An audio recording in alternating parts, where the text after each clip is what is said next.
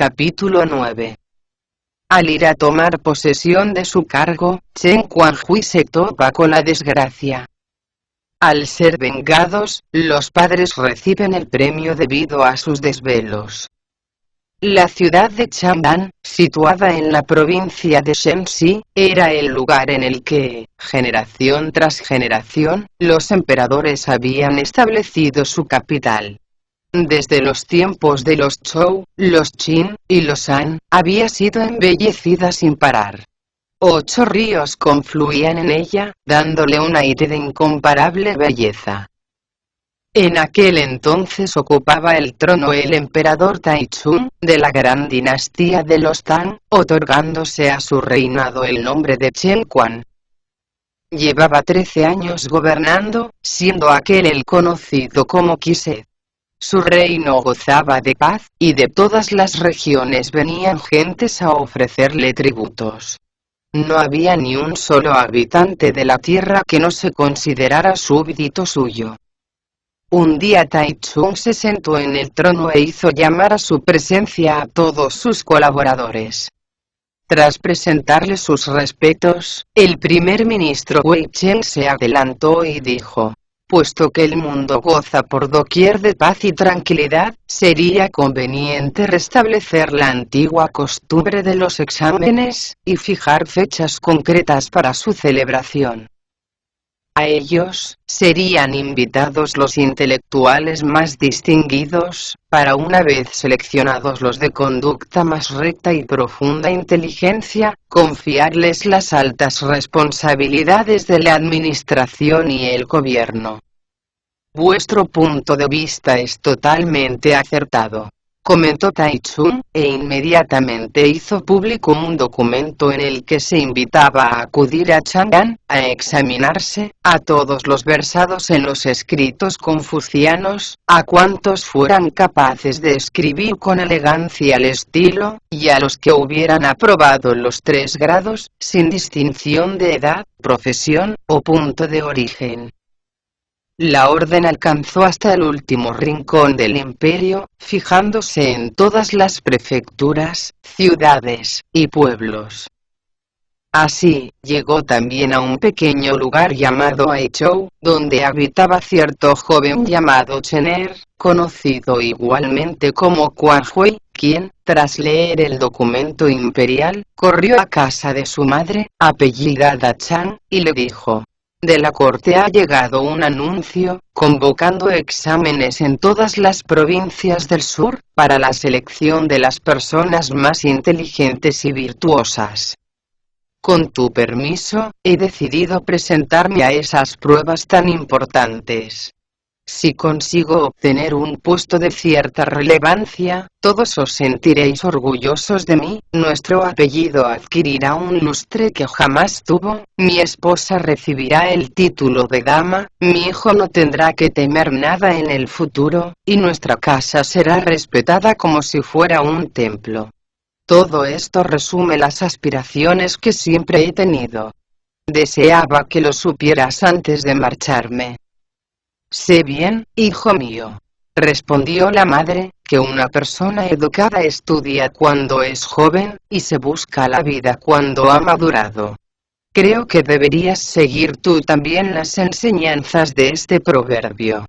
Procura tener cuidado durante el viaje, y vuelve a casa en cuanto hayas conseguido la posición que ansías.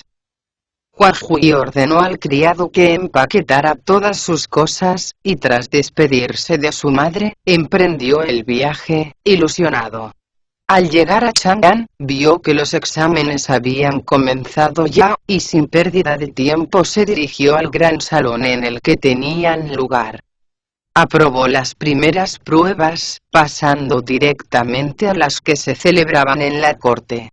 Estas versaban sobre política administrativa, y tras reñidísima competición con otros candidatos tan inteligentes como él, obtuvo el primer puesto.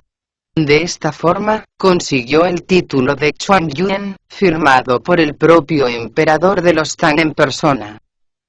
Después, siguiendo la costumbre, recorrió la ciudad durante 3 días a lomos de un caballo.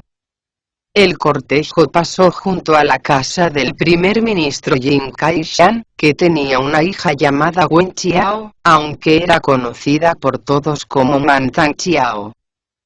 Aún no se había casado.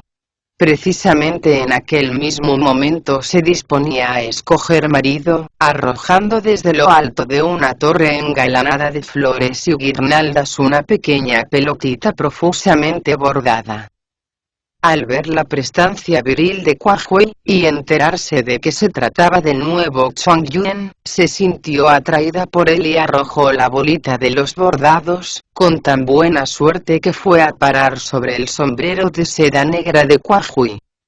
Al instante se extendió por toda la zona una alegre música de laudes y flautas, festiva como cíclico renacer de la primavera, mientras decenas de sirvientas y doncellas se lanzaban torre abajo, tomaban por las bridas el caballo de Kwa Hui, y le conducían al interior de la residencia del primer ministro, donde iba a tener lugar la celebración de la boda.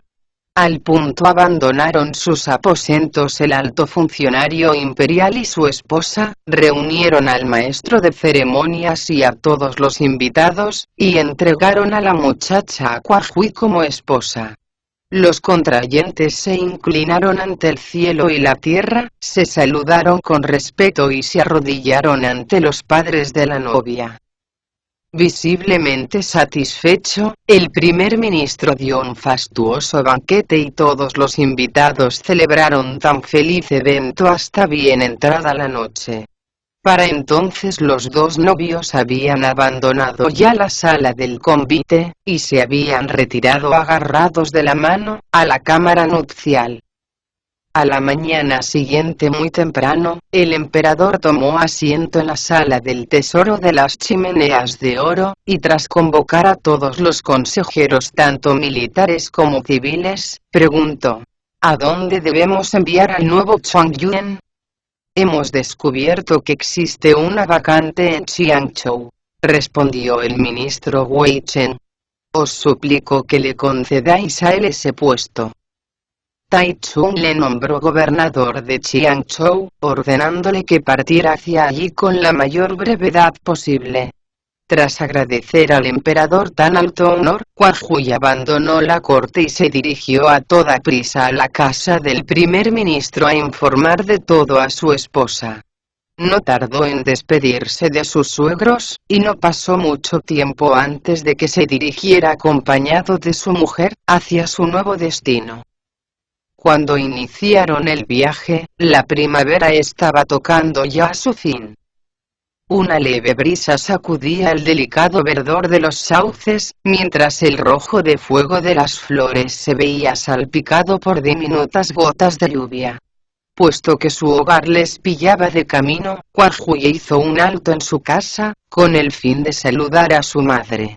Los nuevos esposos se inclinaron ante ella con respeto, y loca de alegría, la madre exclamó: «Enhorabuena, hijo mío. Partiste solo, y vuelves acompañado de una esposa bellísima. Confiando únicamente en el poder de tu bendición», replicó Kwa Hui emocionado, «conseguí el inmerecido título de Chuang Yuen. Cuando recorría por orden imperial las calles de la ciudad, acerté a pasar junto a la mansión del ministro Jin, con tan buena suerte que me cayó en la cabeza una pequeña bolita llena de bordados. El ministro en persona salió a recibirme y me entregó a su hija por esposa. Posteriormente Su Majestad me nombró gobernador de Xiangzhou, y hacia allí me dirijo a tomar posesión de mi cargo. Para nosotros sería un gran honor poder contar con tu compañía». La señora Chan sintió en su corazón el fulgor de la alegría, y enseguida se puso a empaquetar sus cosas. El viaje no se demoró mucho. A los pocos días de camino llegaron a la posada de las 10.000 flores, cuyo dueño era un tal Liu Xiaoer. La señora Chan se sintió indispuesta de repente, y dijo a su hijo: «No me encuentro bien. ¿Por qué no descansamos aquí un par de días o 3, antes de seguir adelante?» Quan Hui aceptó su sugerencia sin rechistar. A la mañana siguiente se encontró fuera de la posada con un hombre que vendía una carpa de un atractivo color dorado. Pensando en su esposa, se la compró por una ristra de monedas. Cuando se disponía a cocinarla, se percató de que la carpa pestañeaba como si estuviera viva. Asombrado, pensó: he oído decir que, cuando un pez o una serpiente pestañean de esta forma, es una señal inequívoca de que no se trata de un animal común. Fue pues de nuevo en busca del pescador, y le preguntó: ¿te importaría decirme dónde has pescado este pez? De ninguna manera, respondió el pescador con sencillez. Lo he cogido en el río que se encuentra aproximadamente a 15 kilómetros de aquí. Quan Hui corrió hacia el lugar indicado, y dejó en libertad al pez. En cuanto regresó a la posada, se lo contó todo a su madre, que comentó satisfecha: estoy francamente orgullosa de lo que has hecho. Es una obra buena dejar en libertad a los seres vivos. Tienes razón, respondió Quan Hui, para añadir en un tono diferente: llevamos 3 días en esta posada y estoy francamente preocupado, porque la orden del emperador era urgente. No me queda más remedio que reemprender el camino mañana. Me gustaría saber si estás recuperada del todo. Aún no me encuentro bien, respondió la señora Chang. Además el calor ha empezado a apretar de firme y me temo que eso agravará mi enfermedad durante el viaje. ¿Por qué no alquilas una casa y me dejas aquí con un poco de dinero hasta que recobre totalmente las fuerzas? Vosotros podéis continuar el camino. Puedes venir a buscarme si quieres, para el otoño, cuando haga un poco más de fresco. Quan Hui discutió del asunto con su esposa, y según lo convenido, alquiló una casa, en la que alojó a su madre. Tras entregarle algo de dinero, se despidieron de ella y continuaron su camino. La fatiga del viaje volvió pronto a apoderarse de sus cuerpos, aunque no tardaron en llegar a las orillas del río. Para cruzarlo solicitaron los servicios de 2 barqueros, llamados Liu y Li Piao, que se ofrecieron gustosos a llevarlos en su barca. Sucedió que Quan Hui había sido predestinado en su anterior reencarnación a toparse con la desgracia, concretada en estos 2 malhechores. Tras ordenar a su criado que montara todo el equipaje en la barca, Quan Hui y su esposa se dispusieron a montar en ella. Liu se percató enseguida de la extraordinaria belleza de la señora Yin.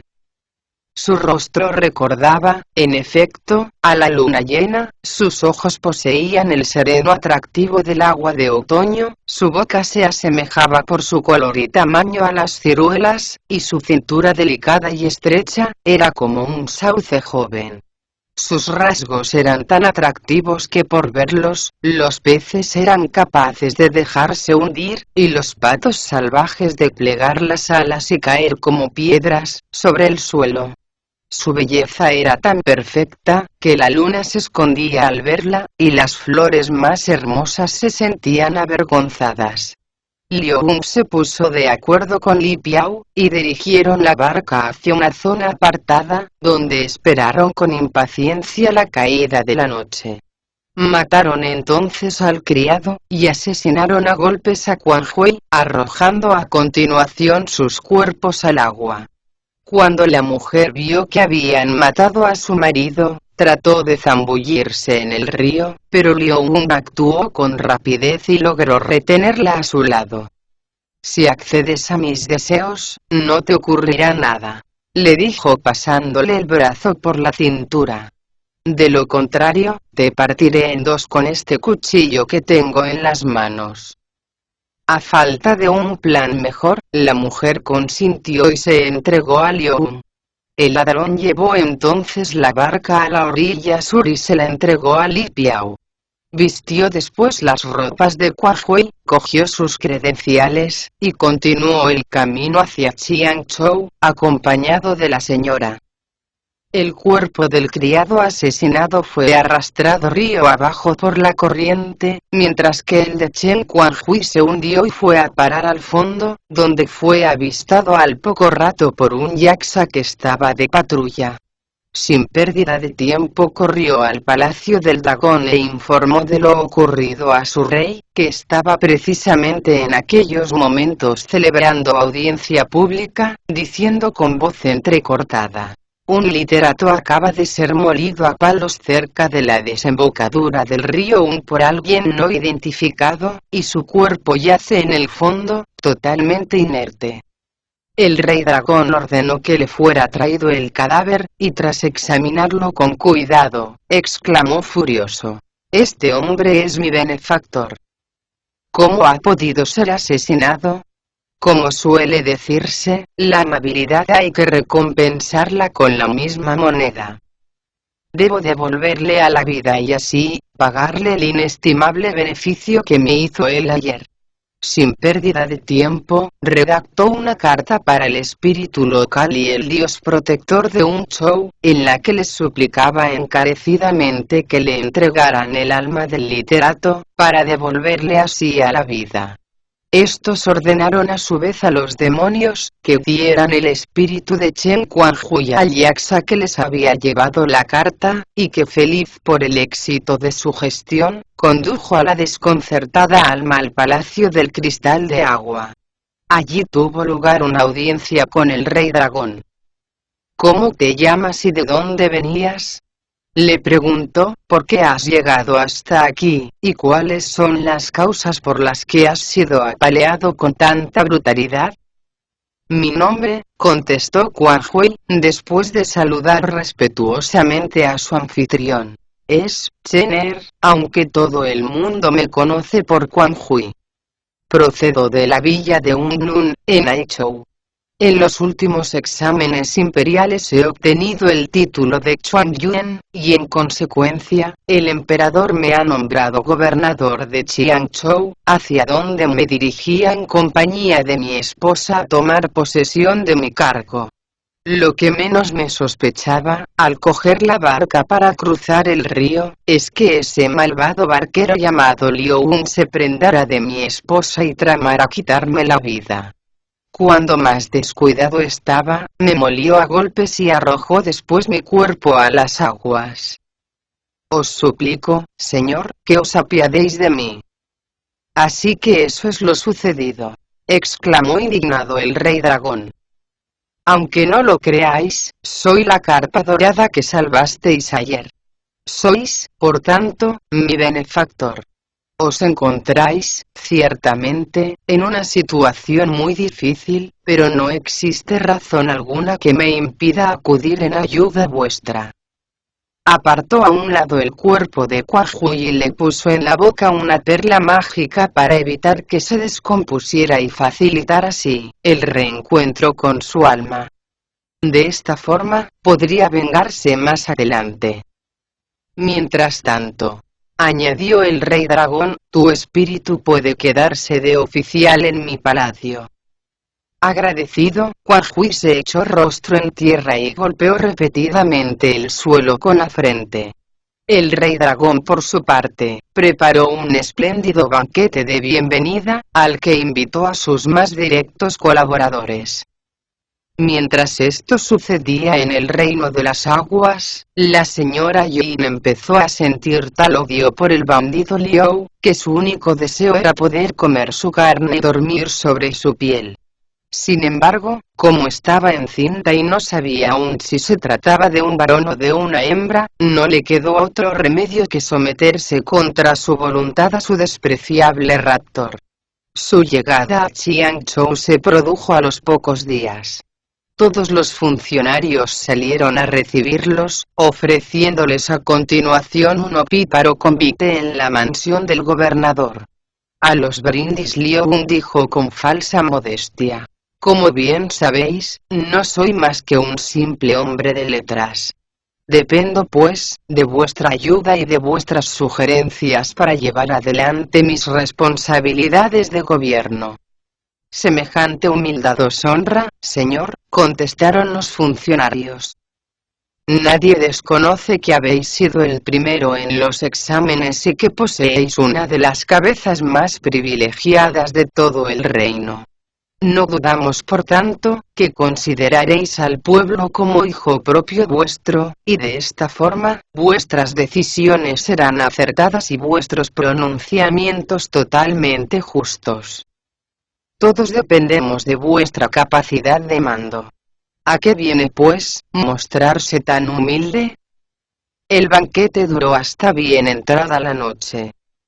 El tiempo fue transcurriendo veloz. Un día los deberes oficiales de Liu le llevaron hasta un lugar muy remoto de su circunscripción. Como siempre, la señora Yun se quedó en la mansión. Se sentó en uno de los templetes que había en el jardín y empezó a pensar con tristeza en su marido y en su suegra. De pronto, se sintió presa de una fatiga tremenda y comenzó a experimentar un dolor tan fuerte en el vientre, que perdió la consciencia y cayó al suelo. De esa forma, dio a luz a un hijo. En ese momento le pareció oír que alguien le susurraba al oído. Mantang Chiao, escucha con cuidado lo que voy a decirte. Soy el espíritu de la estrella polar y he venido a entregarte este hijo por orden expresa de la Bodhisattva Kuan Yin. Un día su nombre será conocido en toda la tierra, ya que no habrá término de comparación entre él y un mortal ordinario.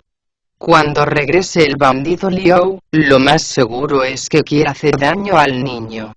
Tienes que hacer todo lo que puedas por impedirlo. Sé valiente y no tengas miedo. Tu marido ha sido salvado por el rey dragón. Dentro de poco volveréis a reuniros, de eso puedes estar segura.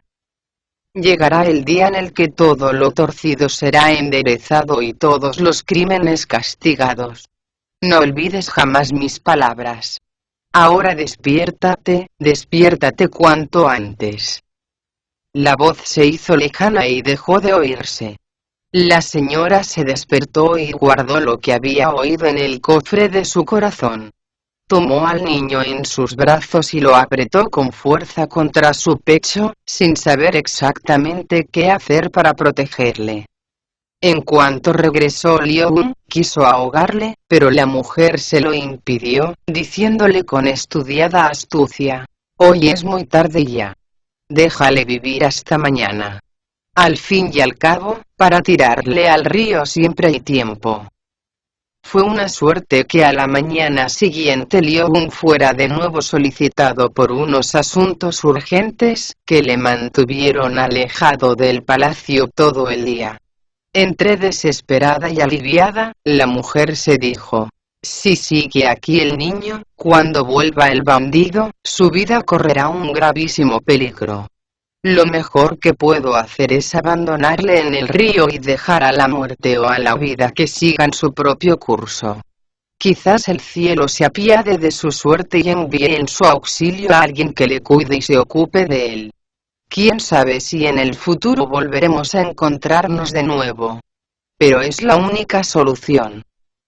Temiendo no poder reconocerle después, se mordió un dedo y con su propia sangre escribió una carta, en la que constaban con claridad el nombre de los padres, la lamentable historia de su familia, y las trágicas razones por las que había sido abandonado. Para mayor seguridad, le arrancó con los dientes un dedito del pie izquierdo. Cogió después una túnica, envolvió con ella a la criatura, y la sacó de la mansión sin que nadie los viera. Afortunadamente el palacio no estaba muy lejos del río.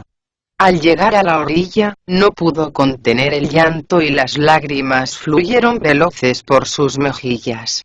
Cuando se disponía a arrojar al niño a las aguas, vio una tabla junto a la ribera. La cogió, ató en ella al niño, poniéndole en el pecho la carta escrita con sangre, y tras encomendarle a los cielos, dejó que la corriente le arrastrara río abajo. Se sentía tan abatida que durante mucho tiempo no pudo moverse del sitio. Poco a poco fue no obstante recobrando las fuerzas, y regresó a la mansión con paso lento y los ojos anegados en lágrimas. La tabla se deslizó segura aguas abajo, hasta venir a detenerse por sí sola junto al templo de la montaña de oro. El guardián de ese monasterio era un monje llamado Famin. Había llegado a cultivar con tal constancia la virtud y a comprender con tal perfección el sentido de los libros sagrados, que para él no encerraba secreto alguno el misterio de la inmortalidad. Estaba sentado en actitud meditativa, cuando de pronto oyó el llanto de un niño. Se levantó a toda prisa y corrió hacia el río para ver lo que pasaba. Fue así como descubrió junto a la orilla, al bebé atado a la tabla. Sin pérdida de tiempo le sacó del agua, e inmediatamente se percató de la carta escrita con sangre que llevaba en el pecho.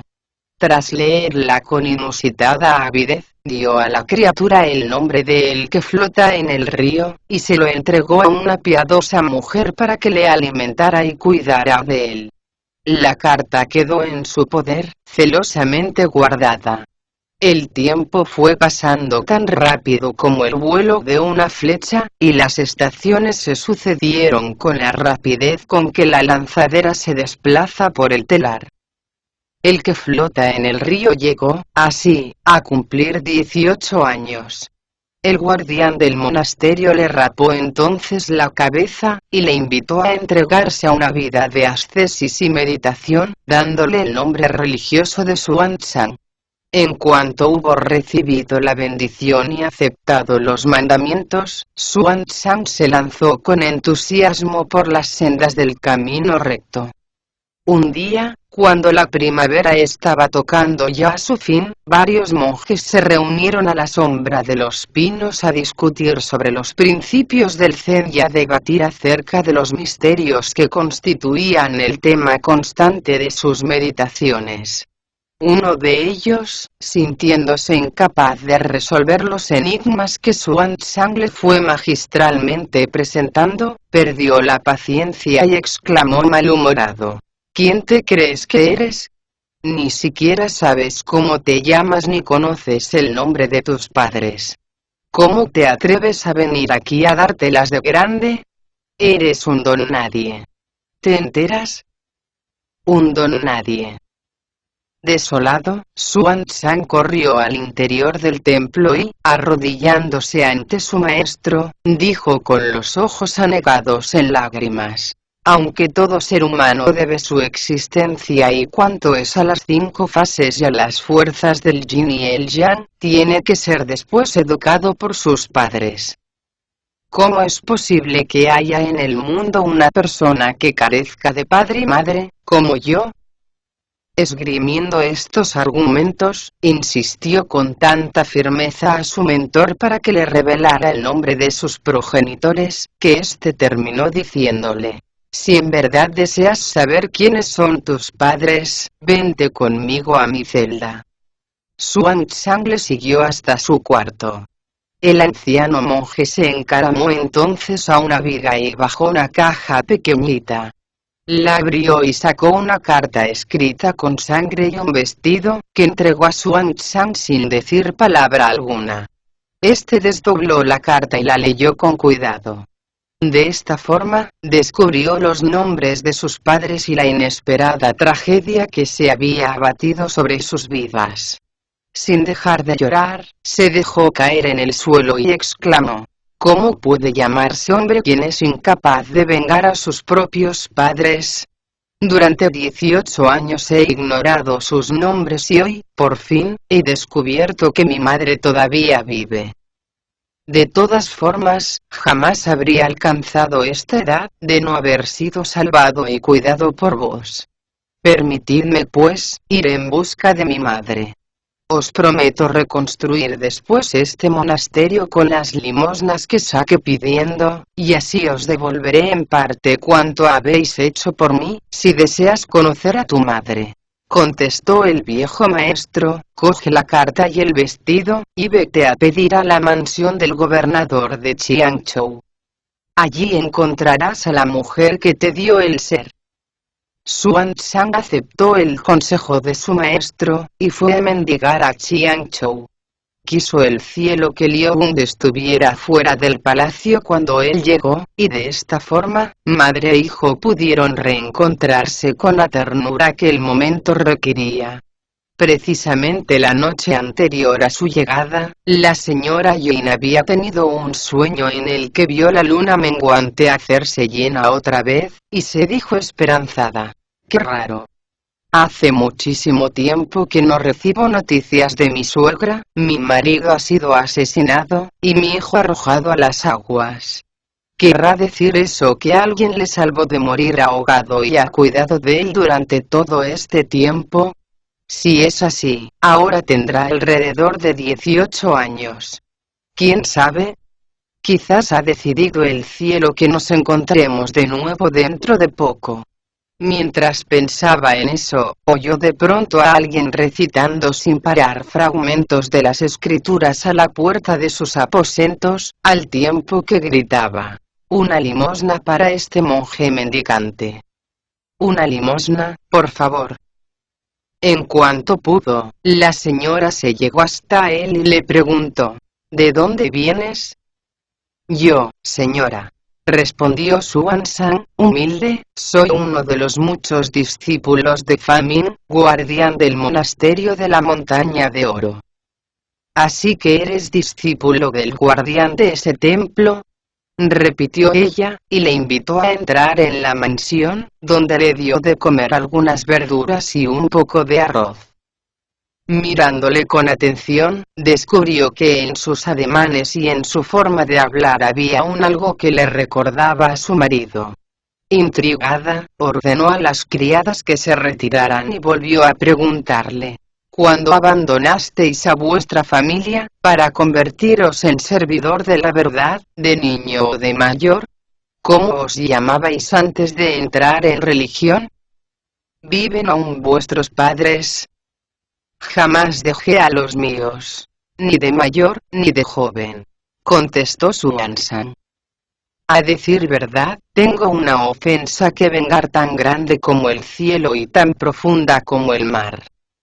Aunque no lo creáis, mi padre fue asesinado y mi madre raptada. Si he venido aquí, ha sido porque mi maestro, el guardián Famin, me dijo que podría encontrarla precisamente en la mansión del gobernador de Qianzhou». «¿Sabes cómo se llama tu madre?», indagó una vez más la señora. «Jinwen Chiao», contestó Xuanzang. «Mi padre pertenecía a la familia de los Chen, y se llamaba Quan Hui. A mí todo el mundo me conoce por el que flota en el río, aunque mi nombre religioso es Xuanzang». «Yo soy Wen Chiao», afirmó la señora, emocionada. «Pero permíteme que insista. ¿Qué prueba puedes darme de tu identidad?». Al oír que era su madre, Xuanzang dio un salto y, echándose rostro en tierra, lloró diciendo: «¿Cómo es posible que ni mi propia madre me crea? Si deseáis una prueba, aquí tenéis este vestido y esta carta escrita con sangre».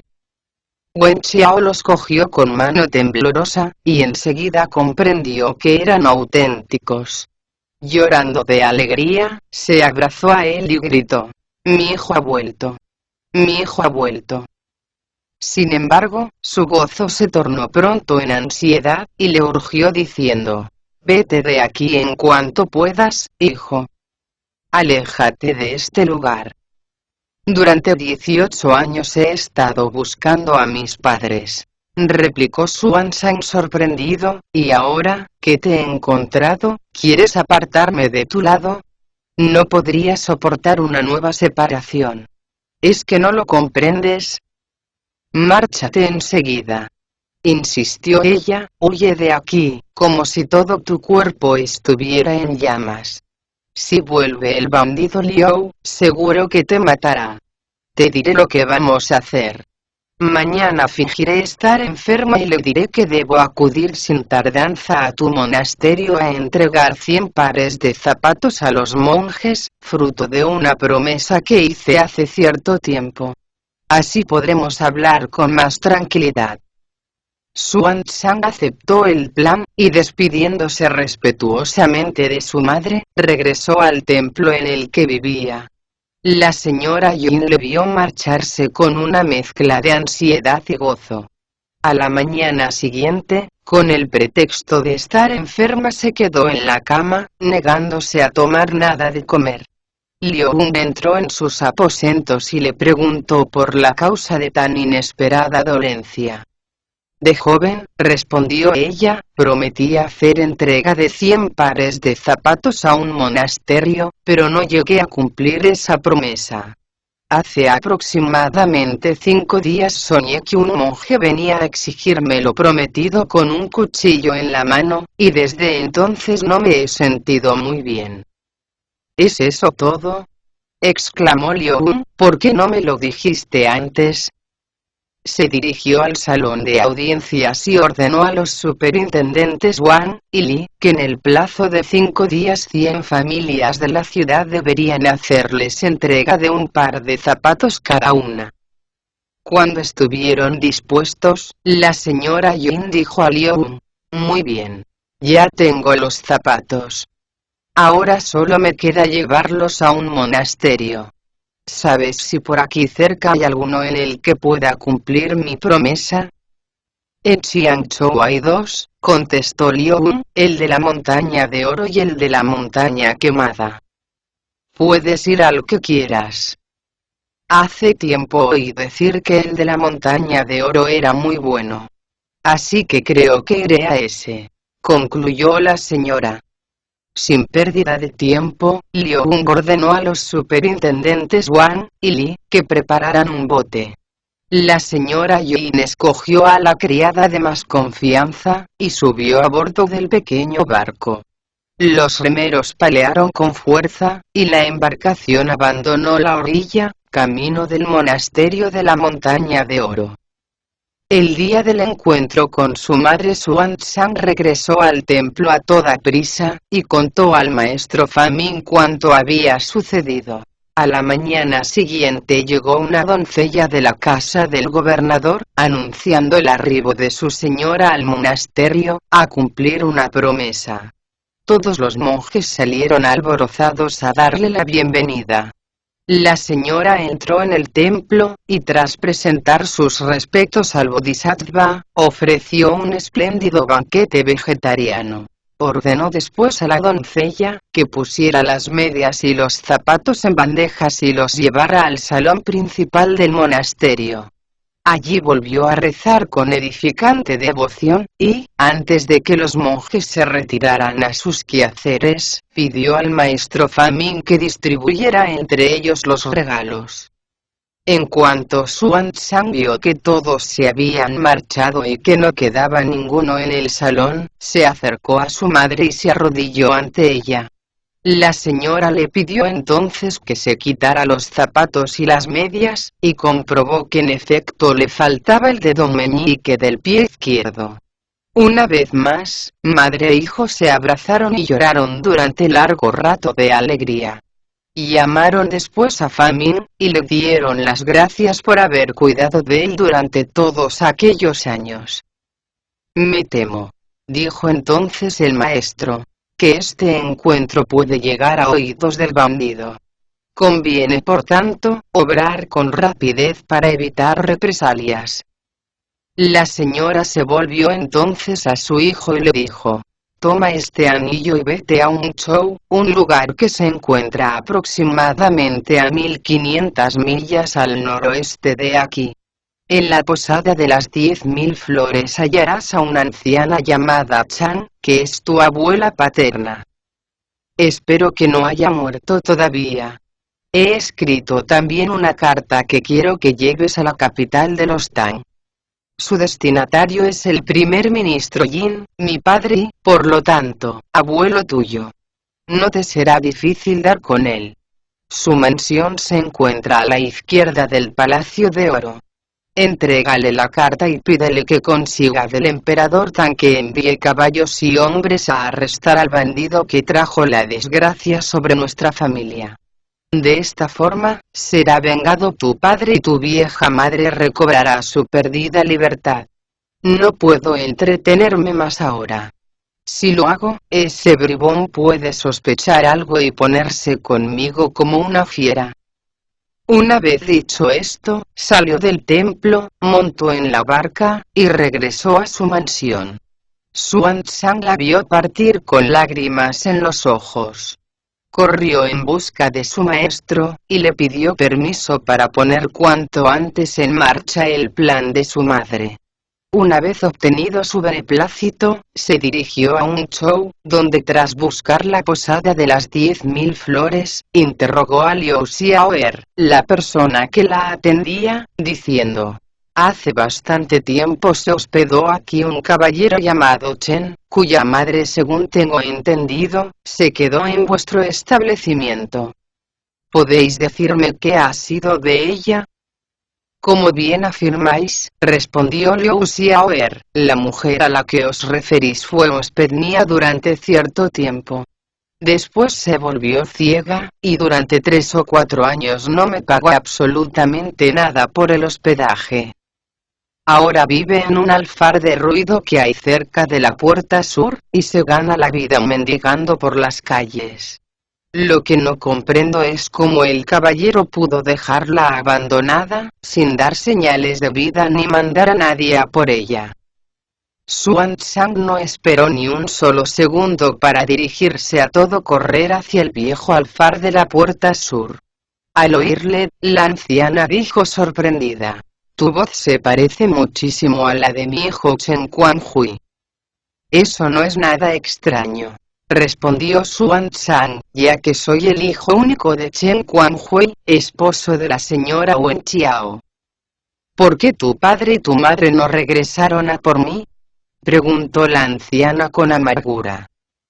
Mi padre fue molido a palos por unos bandidos, uno de los cuales obligó a mi madre a aceptarlo por esposo, contestó Xuanzang apenado. ¿Cómo has averiguado mi paradero? Volvió a preguntar la anciana.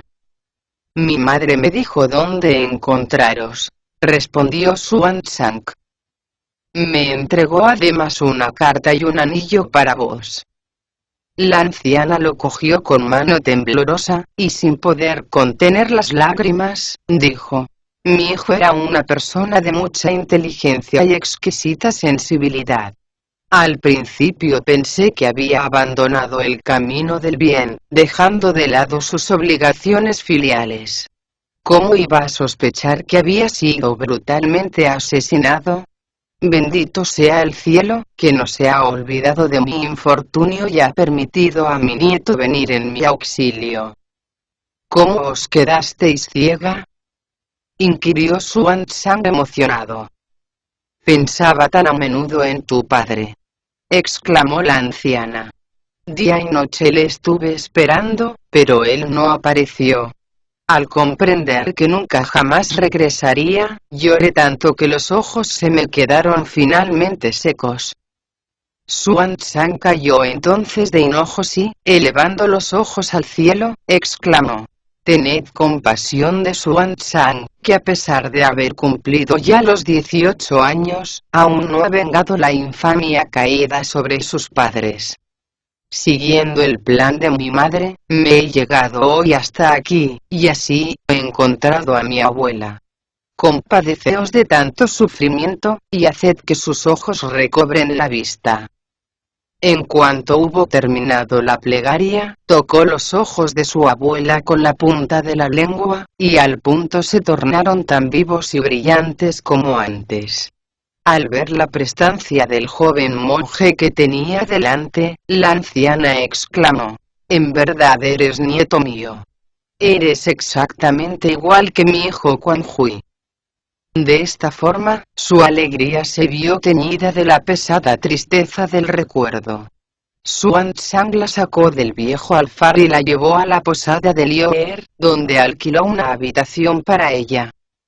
Al despedirse, le hizo entrega de una cierta cantidad de dinero, diciendo: no te preocupes por nada. Estaré de vuelta en menos de un mes. Y continuó su camino hacia la corte.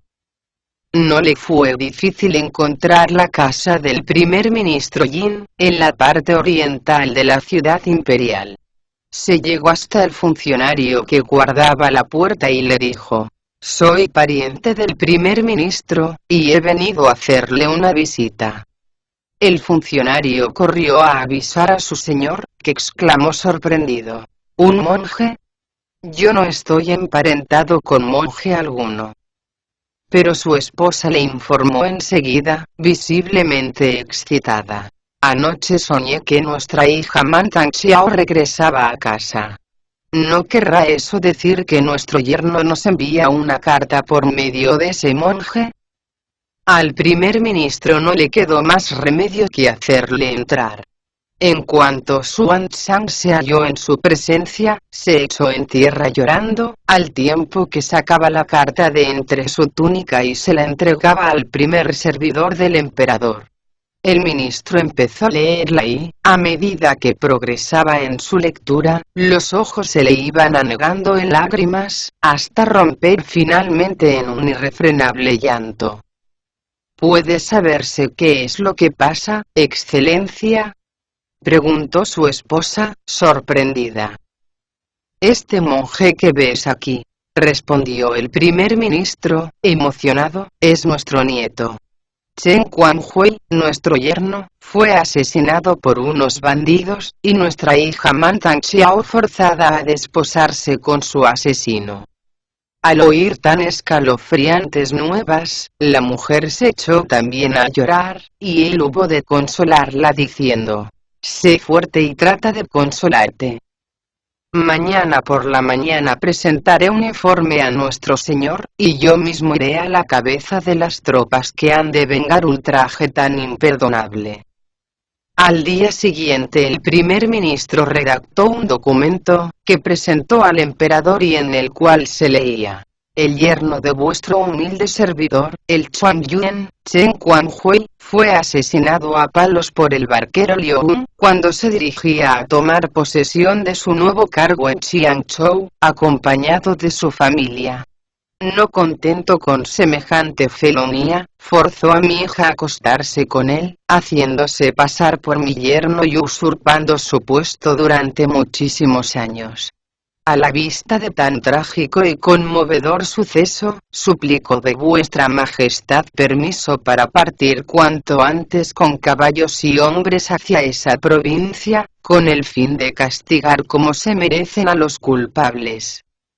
En cuanto el emperador de los Tang hubo leído el informe, montó en cólera, convocó a 60.000 soldados imperiales, y ordenó al ministro Jin que se dirigiera a Xiangzhou al frente de tan abultada fuerza de castigo. El ministro obedeció la orden sin dilación, partiendo aquel mismo día hacia tan alejada provincia. Viajando de día y descansando de noche, no tardaron en llegar a ella. Acamparon en la vertiente norte del río, y aquella misma noche el primer ministro hizo llamar a su campamento al juez y el jefe militar de Xiangzhou. Tras explicarles las causas de la expedición, les pidió su ayuda, cruzando a continuación el río y rodeando la mansión de Liu Un antes de que se hubiera hecho de día. Liu Un estaba todavía dormido, cuando los soldados irrumpieron en sus dependencias privadas entre el batir de tambores y el tronar de las armas de fuego. Liu Un fue detenido, antes de que pudiera oponer la menor resistencia. Sin pérdida de tiempo el primer ministro le condujo al campo de ejecuciones, mientras el ejército acampaba en las afueras de la ciudad. El colaborador del emperador se dirigió después al salón principal de la casa, donde tomó asiento a la espera de que apareciera su hija. Ella corrió entusiasmada a su encuentro, pero antes de llegar a la sala, se sintió invadida por la vergüenza, y trató de ahorcarse allí mismo. En cuanto Xuan Zhang se enteró, corrió al lado de su madre, y arrodillándose ante ella, le dijo: «Tu padre y tu hijo hemos traído las tropas hasta aquí con el único fin de vengar a tu marido. El bandido ha sido de hecho capturado ya. ¿Por qué quieres morir ahora?». Si lo haces, no podré seguir viviendo yo tampoco. Al poco rato apareció también el primer ministro, y al tratar de consolarla, afirmó ella: una mujer debe seguir a su marido a la tumba. Mi marido fue asesinado por ese bandido y, sin embargo, yo me entregué vergonzosamente a él. He de reconocer, no obstante, que solo me ataba a la vida el niño que llevaba en mi seno, y que en aquellos momentos me ayudó a soportar mi tremenda humillación. Ahora que se ha hecho ya hombre y mi anciano padre ha vengado mi humillación al frente de las tropas, no me queda otra ilusión que terminar con mi vida, cumpliendo así el deber que para con mi marido tengo. Hija mía, exclamó el primer ministro conmovido, ¿cómo puedes hablar de vergüenza? No tenías elección. ¿Es que no lo comprendes? A pesar de lo ocurrido, tu virtud permaneció intacta, ya que en ningún momento alteraste tus pensamientos ni te rendiste al oportunismo. Padre e hija se abrazaron llorando, mientras Xuan Zhan era incapaz de contener la emoción. Secándose las lágrimas, el primer ministro dijo: no debéis preocuparos más. Tengo en mi poder al culpable y ahora mismo voy a disponer con vuestro permiso, de él. Levantándose, se dirigió con paso decidido al lugar de las ejecuciones. Para regocijo suyo, el jefe militar de Chiangzhou había hecho detener también al pirata Li Piao, que aparecía custodiado por un nutrido grupo de centinelas. Complacido, el primer ministro ordenó dar a Liu Un y a Li Piao 100 latigazos con una vara larga.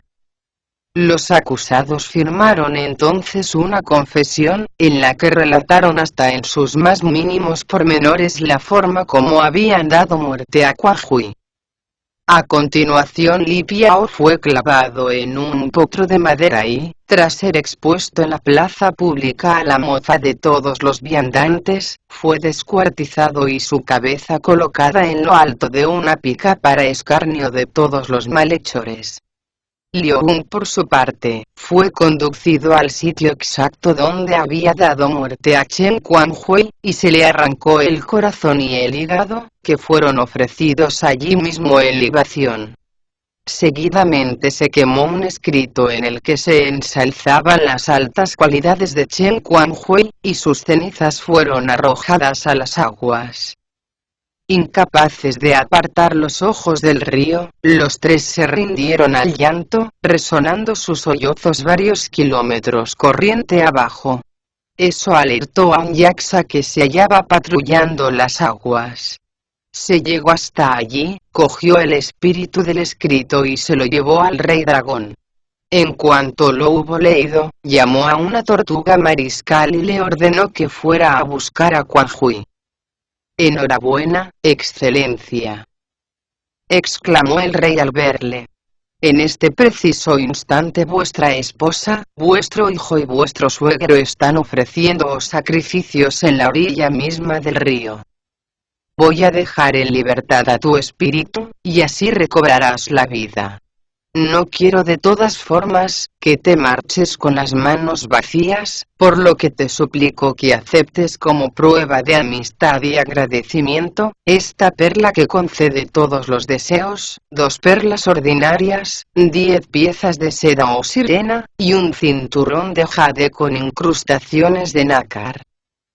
Hoy será para ti un gran día, pues volverás a reunirte con tu esposa, tu madre, y tu hijo». Quan Hui le dio las gracias vivamente emocionado, y el rey dragón ordenó a un yaksa que acompañara a su cuerpo hasta la desembocadura del río, donde habría de reunirse con su espíritu. El yaksa cumplió inmediatamente la orden, y abandonó el palacio de las aguas. En aquel mismo momento, tras llorar durante interminables horas a su marido, la señora Yun trató de suicidarse de nuevo, arrojándose a las aguas. Su intento habría resultado exitoso, de no mediar la intervención de Xuan Zhan, que la agarró oportunamente del talle. Cuando estaban forcejeando, vieron un cuerpo muerto venir flotando hacia la orilla. La señora se inclinó a toda prisa para echar un vistazo. Al comprender que se trataba del cadáver de su marido, intensificó sus aullidos de dolor. Cuantos estaban a su alrededor se volvieron compungidos hacia ella, y entonces comprobaron asombrados que Kuai-hui abría lentamente los puños y estiraba las piernas. Al poco rato todo el cuerpo comenzó a moverse y no pasó mucho tiempo antes de que se sentara tranquilamente en la orilla, para asombro y consternación de todos los presentes. Kuai-hui abrió los ojos y, al ver llorando a la señora Jin, a su suegro, el primer ministro, y a un monje joven al que no conocía, preguntó: ¿por qué habéis venido aquí? Todo esto tiene su origen en el momento mismo en que los bandidos os asesinaron a palos. Al poco tiempo di a luz a este hijo nuestro, que tuvo la enorme fortuna de ser educado por el guardián del monasterio de la Montaña de Oro. Fue él precisamente el que me lo presentó, y yo le envié en busca de su abuelo. Cuando mi padre se enteró de lo ocurrido, acudió a la corte y consiguió que le fuera asignado un destacamento de tropas para venir a arrestar a los bandidos.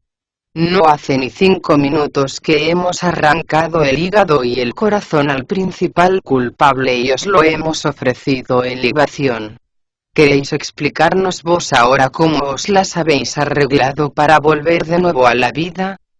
Está relacionado con la carpa dorada que compré cuando nos hospedamos en la posada de las 10.000 flores. Como recordarás, la puse en libertad. Lo que menos me sospechaba yo es que aquel pez fuera nada más y nada menos que el rey dragón.